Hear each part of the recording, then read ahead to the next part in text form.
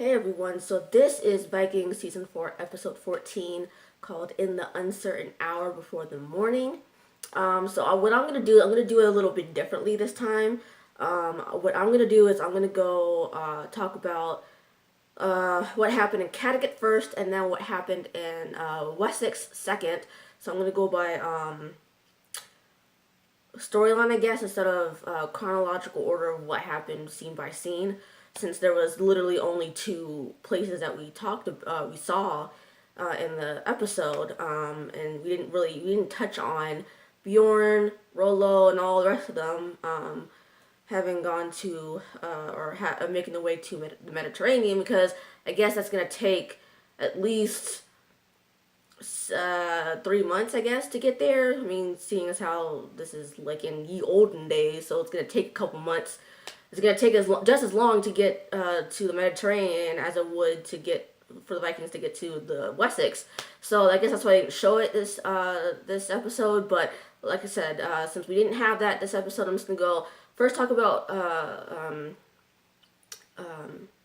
Kattegat first, since that was the first scene that we saw, and then I'm going to talk about Wessex instead, and do it that way instead, since it was those only two storylines. So anyway, so the episode starts off with in Kattegat, and everyone is cheering for Lagertha, and Aslog comes up holding a sword, like we saw at the end of last episode, and tells Lagertha that it's strange that Lagertha would be usurper, giving her reputation. And Lagertha's response to that was, well, I'm never the usurper, I'm always the usurped.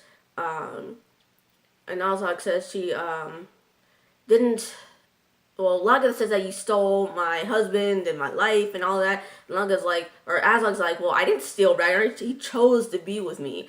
I'm like, girl, like you keep telling yourself that, because Aslog tells Lagertha, well, you keep telling yourself that I'm a witch, and I put a spell on Ragnar. It's like, well, you keep telling yourself that you didn't steal Ragnar. Like, you keep telling yourself that, because, I mean, if you're, come on. Anybody who's blind can see that you stole him from her. So, I don't know what delusion she's under, but it must be special, because she's sure under some delusion, because, anyway, Aslog then says to everyone that Ragnar is dead, because she dreamt it, and Blackdar's like, well, I don't believe it, because you don't know for sure that he's actually dead, which is true, because, I mean, yeah, you may have some visions, but the future is not concrete. It's not set in stone. You can always change it no matter what. I mean, you see that a lot with time travel shows and anything that has to do with any show that has to do with sci-fi and dealing with the future and the past, or one or the other. I mean, you see that a lot with that kind of stuff. So. And seeing as how Vikings thought or seeing as how Vikings were all about futures and destinies and all that, I don't know. I guess I understand Aslog's position, but I kind of can't get totally on board. I mean, sometimes, in certain instances, I believe that some things are destined and fated, but in other things, I don't. Like with last season's, or was it last season or was it this season? I don't remember. But when Lagertha got pregnant by that dude that usurped her, she pretty much said that she wasn't gonna have more kids, and so she decided to pull those heavy ass boats all the time. And I'm just like, well, how do you know that for sure, though? I mean, unless you sit your ass down for the entirety of your pregnancy and and the baby still ends up being stillborn, or you end up having a miscarriage or something, then okay, I'll grant you that I'll grant you that what the future is foretold is set in stone. But I mean, I felt like that was just her a self-fulfilling prophecy. I mean, I don't know. I mean, with Aslog and her saying that Ragnar's dead and all that. I mean, I don't. I mean, obviously we don't. It's not true because I mean we see it, but I mean, I guess in her mind, since she can't see Ragnar in front of her face, it must be true. I mean, I don't know. Anyway, so Lagatha then, well, Aslog then says that, okay, yeah, that's true. It was just a dream. I don't know. Then Lagatha's response was that it was her dream to take back her home for a long time, and if she has to fight to take it back, then so be it. Now I'm sitting over here thinking like, yes, girl, yes, yes, yes. I'm all for it. I'm all for Lagatha being this badass that she always is. I'm all for it. So anyway, but Aslog says she won't fight Lagatha because clearly she would never win, which anybody could fucking see. I mean, if you think Aslog can friggin' defeat Lagatha, you're kidding yourself. Anyway, so she also says that she fulfilled her destiny by giving Ragnar the many sons he was foretold to have, and how Lagatha and her were part of this. Were both part of the saga of Ragnar and all this stuff. I was gonna say BS, but I don't want to offend too many people here. Aslog then says that she renounces everything and she'll leave peacefully as long as she is given safe passage out, and if she leaves with her sons. Lagatha says she understands, and it looks like she will let Aslog pass. But as Aslog walks away, Lagatha shoots Aslog in the back with an arrow. I was kind of hoping for a much bloodier death here, but as far as Aslog goes, but it's a death nonetheless, so I will take it. I'm not terribly disappointed that it wasn't bloodier, but I mean, I've been waiting for literally pretty much 4.5 seasons for this, and I'm pretty sure that most of you all probably were waiting for it as well. So, yeah, I felt like it was a long time coming. I'm surprised she lasted this long, to be honest. I really am. But I'm happy that she's finally dead, and fairly early on in episode 2. So I didn't know how much longer they're gonna be able to keep her around. But anyway, so Margaret then tells Ubba and Sigurd that they should go back to Kattegat. And when she's asked why they need to, she doesn't answer. Then it goes to everyone, sending Aslog off to Afterlife. It's not really Valhalla, because Valhalla is a warrior's heaven, basically. So, and they do it. So they basically send Aslog off to Afterlife in true Viking fashion. They send her in a boat. They place her in a boat with things that she would need to, succeed in the afterlife. And then Lagatha shoots a flaming arrow onto the boat as it floats away and bursts into flames. Lagatha then shows a look with the seer, which Astrid notices.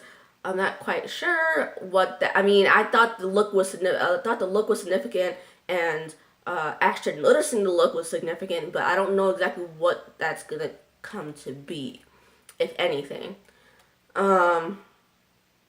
Then a little while later, Ubba and Sigurd ride up on their horses.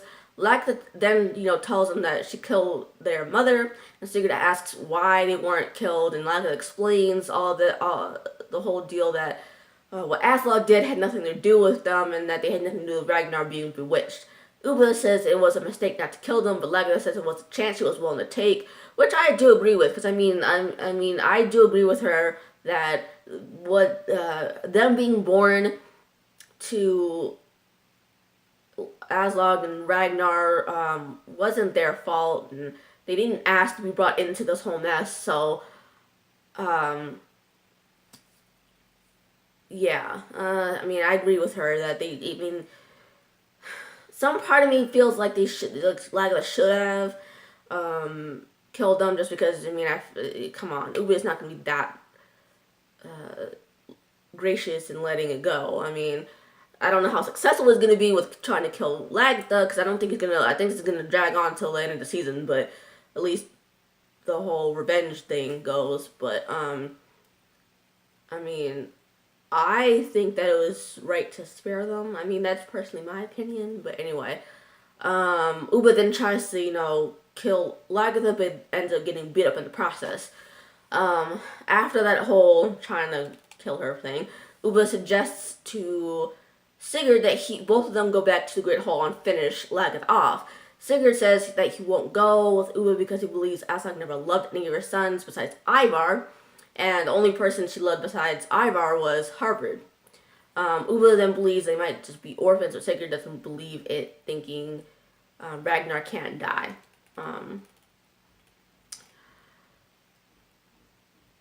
The next day, Sigurd, wakes up to Astrid in their house, and kicks Uba awake. Astrid then threatens to kill them both if they touch or harm a hair on Lagatha's head.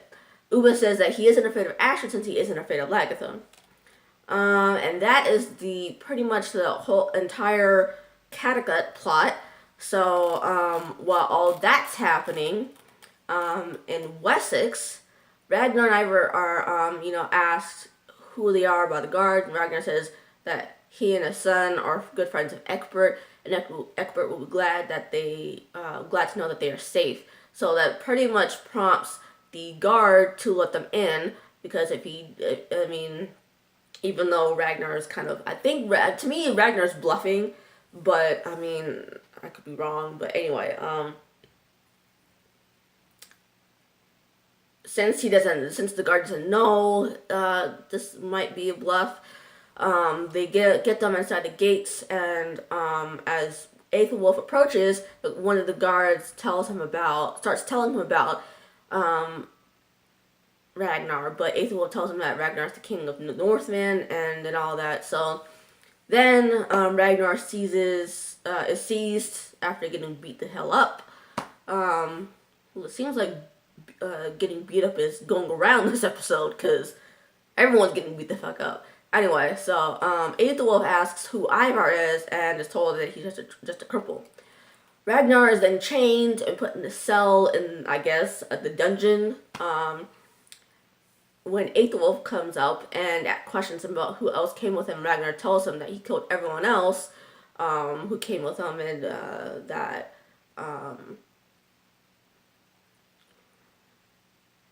and that he killed everyone else that came with him, and that basically he must have found the bodies by this point, and he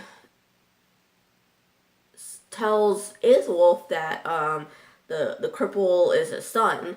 Then Ragnar, I guess unexpectedly, or maybe not unexpectedly, provokes Aethelwulf by asking about Aethelwulf's sons before Ecbert rides up on one of his horses and hears about Ragnar. Then makes his way to where Ragnar's being held, and has Aethelwulf leave, who isn't happy about having to leave in the first place. And did I ever mention I want Aethelwulf to die? Because I really do. I don't think I did, but I really want him to die, because I really don't like him. I think he's a little, what's the right word? He's a punk. He's a punk. Like, he's a damn punk. Like, he's just a punk. Once he's gone, Ecbert asks what took Ragnar so long. Then, sometime later, Ragnar's cage is taken from the dungeon room to the dining hall, um, where Ecbert eats. Ecbert asks why Ragnar isn't eating, and Ragnar expresses how much expresses the concerns about not seeing his son Ivar for a few days. And Ivar is promptly brought in. Ragnar says he won't eat until Ivar does. So Ecbert allows Ivar to, eat some. And Ecbert says Ivar won't be harmed and will be treated well. Then has Ivar taken out. Ecbert says it was wrong for Aethelwulf to kill the Viking farmers, and that Ragnar may have guessed by now. It was Ecbert who gave the orders. Ecbert says that they were killed for part of a larger purpose. And then Ecbert tells Ragnar that on his last visit, Ragnar left behind another son. He tells him his son's name is Magnus, and he's having him brought in, but tells Ragnar that his mother Quenthrith is dead. Ragnar says it's a miracle Magnus was born, because Ragnar and Magnus is kind of confused by this, because it's like, what do you mean a miracle? And Ragnar's like, well, I never asked sex with your mother. The only thing that she ever did to me was pee on me. And I was like, I kind of forgot about that. I thought they did have sex for some reason. And so I was sitting here ready to believe that Magnus was his son. And I forgot that she peed on him. 'Cause I think he had some ye olden day an early form of an STD or something like that, and so she peed on him. And then though I don't know why she peed on him, because it's the bacteria from pee is just as bad as just not doing anything for an STD. So anyway, even though they didn't know about STDs back then, but anyway, Ecbert has Magnus leave, and then it's like, I knew there was something, and then says I knew there was something never right about her Quenthrith claiming that you were his father.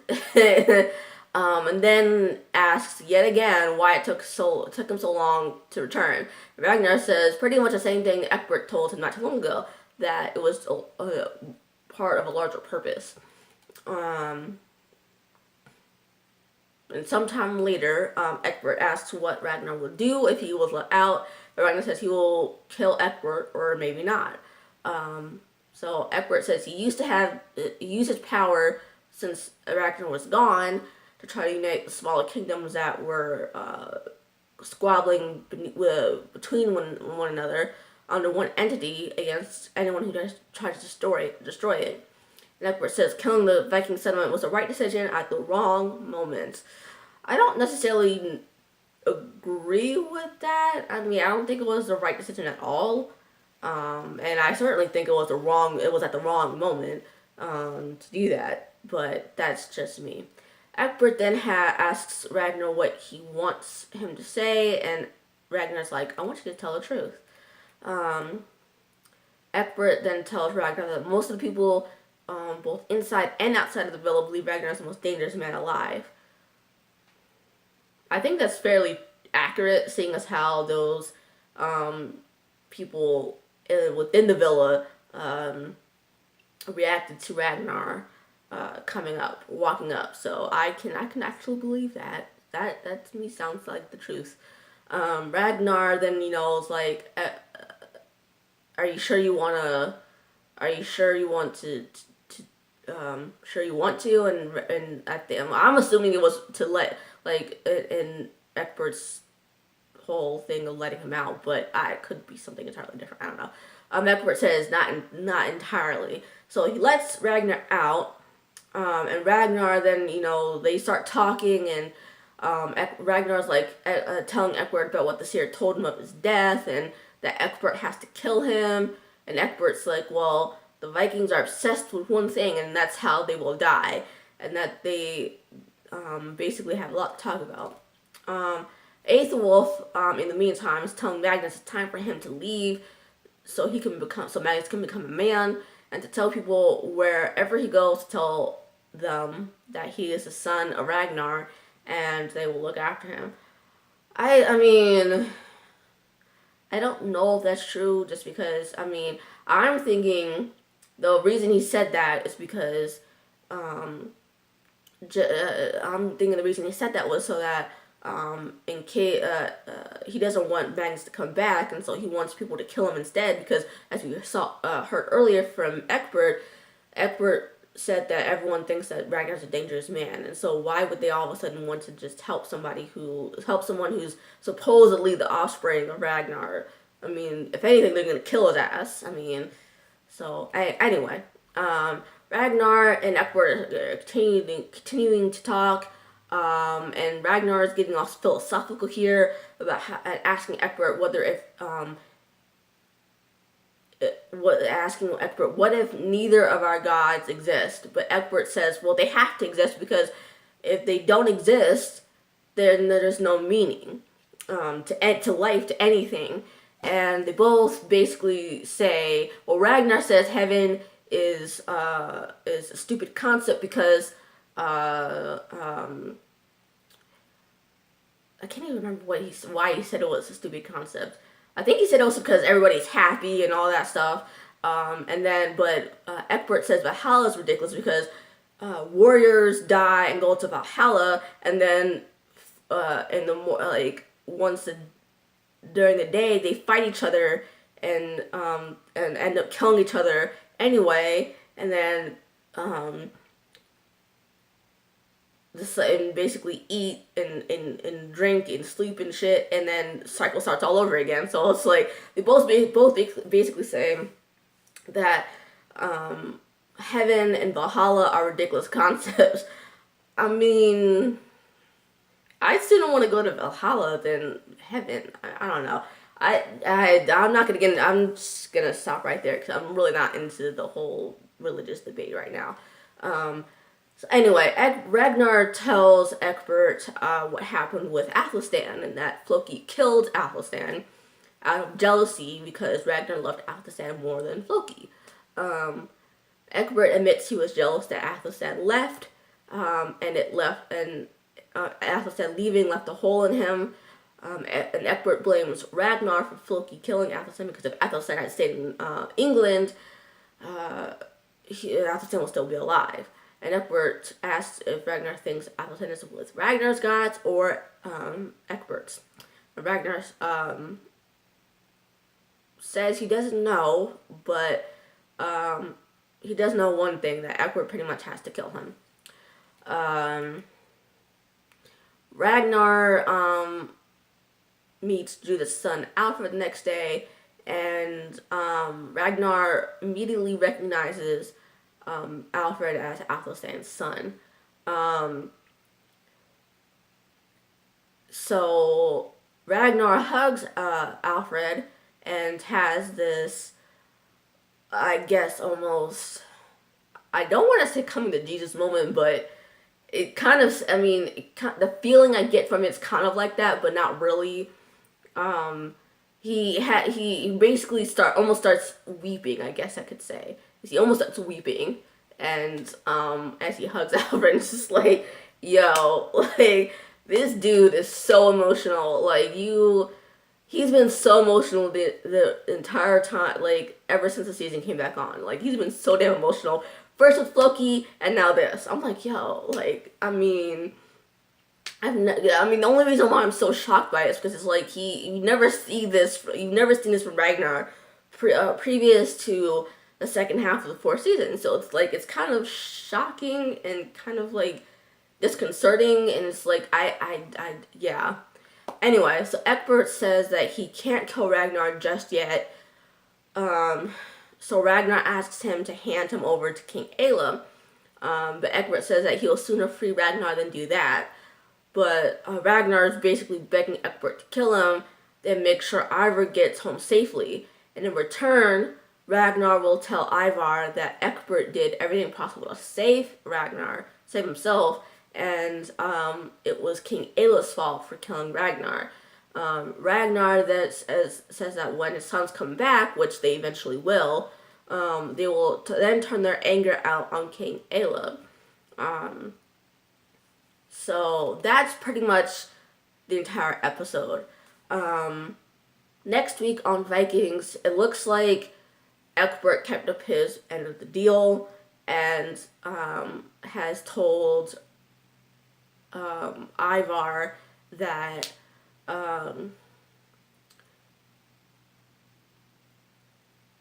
Ivar has King Ela killed Ragnar, and King Ela will actually kill Ragnar himself. It looks like, and it looks like we might see some progress on the Mediterranean front next week. But who knows? Who knows if that's happening? I don't really have any predictions this week, so I'm not. I'm just gonna pretty much end it right here. And I just want to reiterate from last week that next on Saturday, this coming Saturday in 2 days, I will be traveling to spend time with family for the holidays. So I and it's so I'm gonna be traveling from I'll be gone from the 24th to the 31st of this month. So pretty much it's gonna interact with it's gonna kind of pretty much hinder me from doing any recap and review for Vikings next week. So I most likely won't do a recap and review for Vikings next week. So I'll end up doing a double episode on January 5th. So I can,